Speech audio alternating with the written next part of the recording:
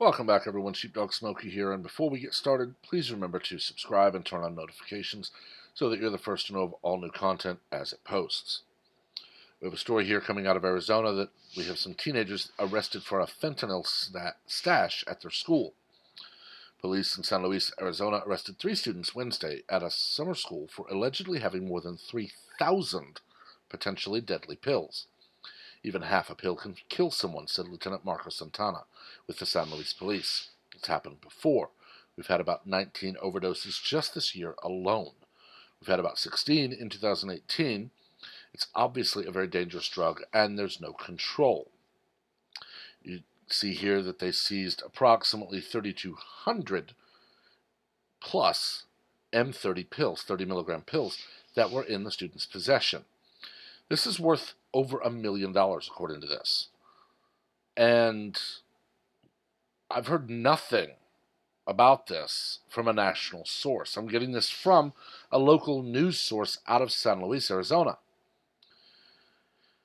This is far more dangerous than firearms, texting and driving, pretty much anything I can think of. My high school didn't have 3,200 students across all grades. These 3 were carrying enough fentanyl to kill every person that worked in or attended classes in my high school. And class sizes have only gotten larger. So 25 years ago, this stash would have wiped out an entire high school, 3 graduating classes, as well as all employees. Now, maybe half, because, of course, like I said, classes are getting larger. But why is this not making national news? And the reason is very simple. Fentanyl is an extremely strong argument for stopping illegal immigration. Yes, it comes in at legal border crossings, hidden very well in trucks, and it comes in on planes, and it comes in on boats, and it comes in across Canada's border.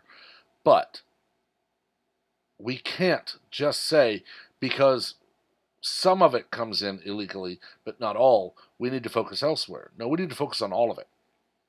Our interdiction officers are very good at what they do, so when boats or planes or trucks come in the legal route, they're searched. But when people start crossing our border illegally, that just needs to be stopped.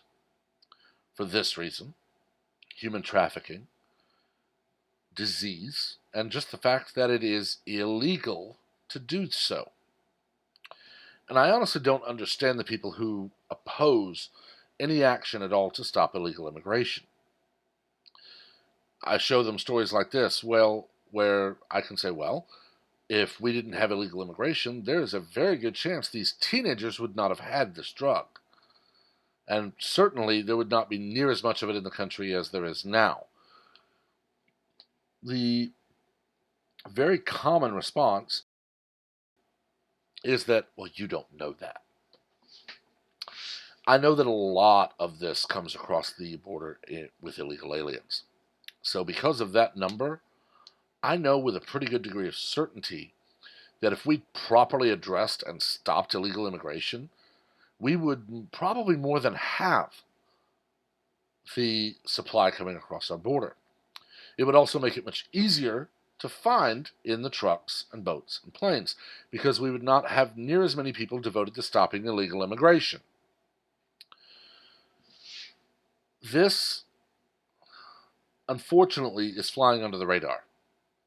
And it's because the national news has decided 2 things are of paramount importance: ensuring that Donald Trump does not win 2020's election, and gun control. Both non-issues when compared to this. When compared to this, gun control is not even it's a non-starter for me.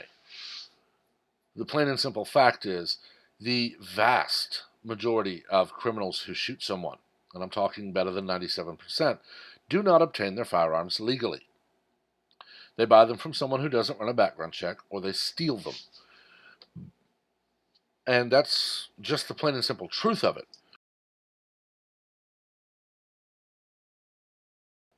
Pardon me. And all of those things are already illegal.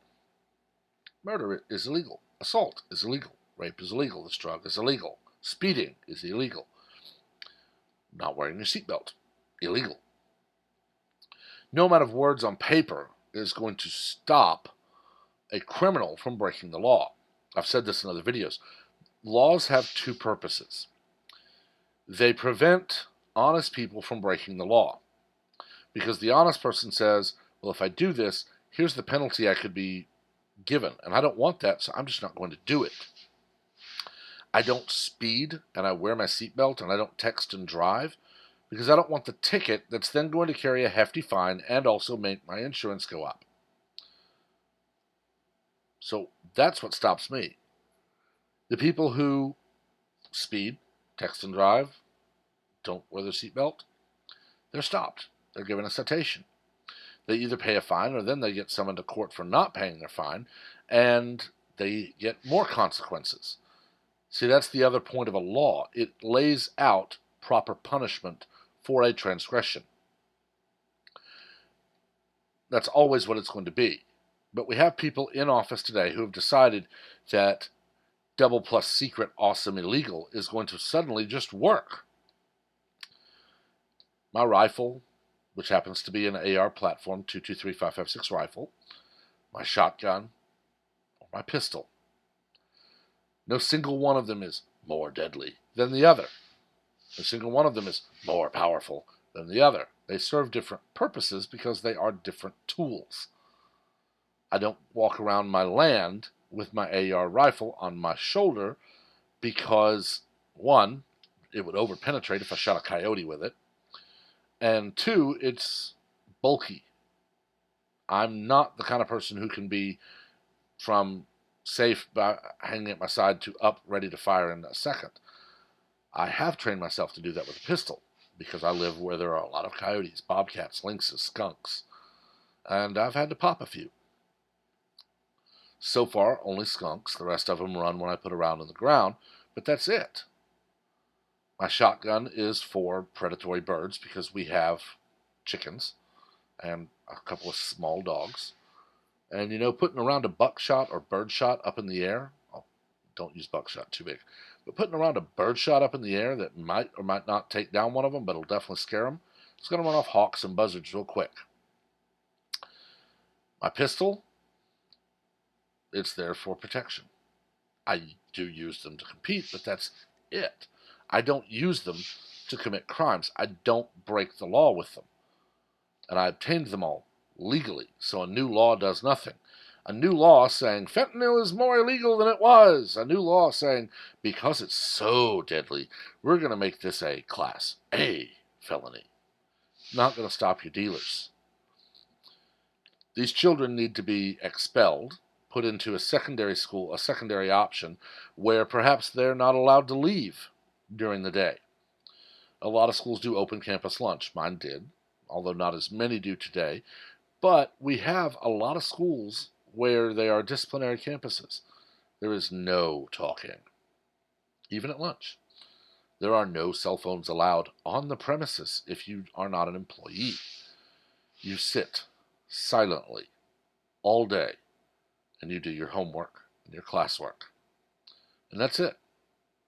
If you don't, it gets worse. I substituted at one of these while I was working as a teacher. They work. Trust me.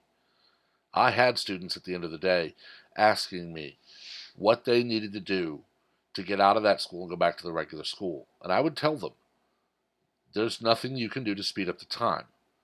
Follow the rules. Be a model student. Stay current on your classwork. All of them did, and at the end of their 2 weeks, 4 weeks, whatever it was, of basically off-campus suspension, they went back to their campuses and they didn't come back. These students, it's 50-50. They might benefit from something like that. They might not. Honestly, carrying around 3,200 lethal doses of fentanyl, I'm not sure I can stop myself from arguing for jail time. And I know that's going to ruin a life. But better that, and they take a few years having to rebuild their self after being released, than someone die. And that's the lesson that needs to be taught. And this is the crap that needs to be gotten off our streets. I don't know. I've talked long enough. Let me know what you think. Keep it civil. Remember, we don't learn from arguments, only from debate. As always, please remember to like and share the video so that we can widen the conversation, as well as to subscribe and turn on notifications so that you're the first to know of all new content as it posts. Until next time, everyone, have a wonderful day.